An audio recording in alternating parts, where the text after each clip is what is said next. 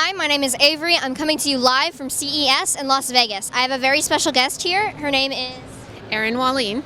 And what do you work for, Erin? Well, I work for Dell. I am the Director of Engineering for User Experience and Design, and I'd like to talk to you a little bit about product design and development.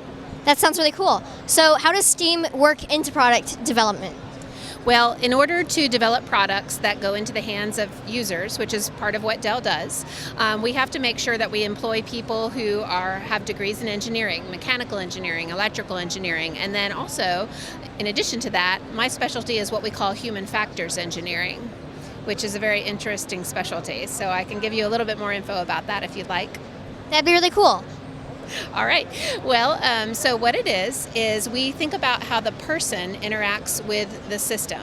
So there's a lot of important things that have to happen from a mechanical, electrical, systems engineering perspective, but at the end of the day, a person is going to be using it. And so what human factors engineering does is we bring in people to interact with our products. We have them participate in focus groups and usability studies. Sometimes our engineering team actually goes into the workplace that the person might be using or into their home environment, whoever that particular target user is, and we study the behaviors of the people interacting with the systems, and then we incorporate all of that feedback into product design and development decisions. And so just to give you an example of what that might mean, so the exact curvature of a keycap or how that key feels when you press it, how the screen interacts with the user. Is it a crisp, clear experience? Is it an engaging experience?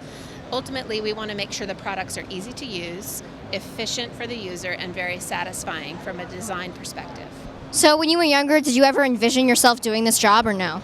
So when I was younger, I did not know anything about this particular degree. I knew that I was a problem solver, and I knew that I liked doing things to make things simpler and more efficient, and that's what drew me to industrial engineering, because industrial engineering is a mix of operations, efficiency, manufacturing, but then you can also have this human factors specialty. And so when I found out about the human factors specialty, it was very intriguing because I thought it was very important to make sure that we think about the person as well as the product when we're designing things, and so that's what drew me to that. I found out about it once I got into college. So when you were a young girl, were you a Girl Scout?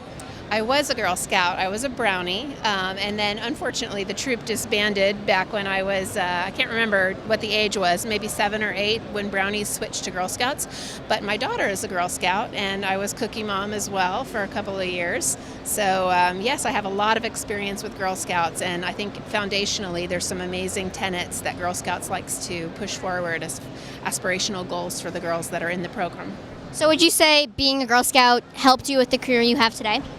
I would actually, because as part of Girl Scouts, you have to learn about basic business practices with the cookie selling. You learn about how to work with a team, and that's critical because typically in the real world, in a work environment, you're not doing things on your own. You have to be able to interact with other people, and Girl Scouts provides a great foundation for learning to work with people of all types of backgrounds and on whatever goal, whatever project you have underway. So what is important about, for younger girls, why is it important that kids consider STEM?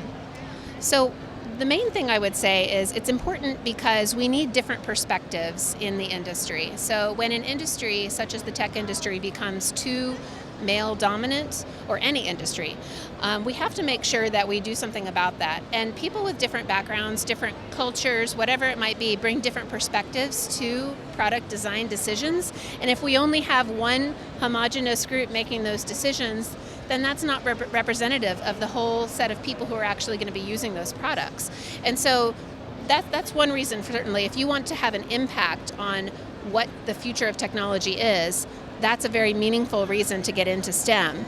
And as far as a piece of advice, you asked about that, I would say be persistent. So, throughout your career in high school and college, you're going to find times where it's going to not be as simple and straightforward as you may have thought. Know what your end goal is, be very persistent about getting there, and if it's not perfect, if you have some hiccups along the way, that's okay. Be comfortable with telling yourself it's okay if it's not perfect.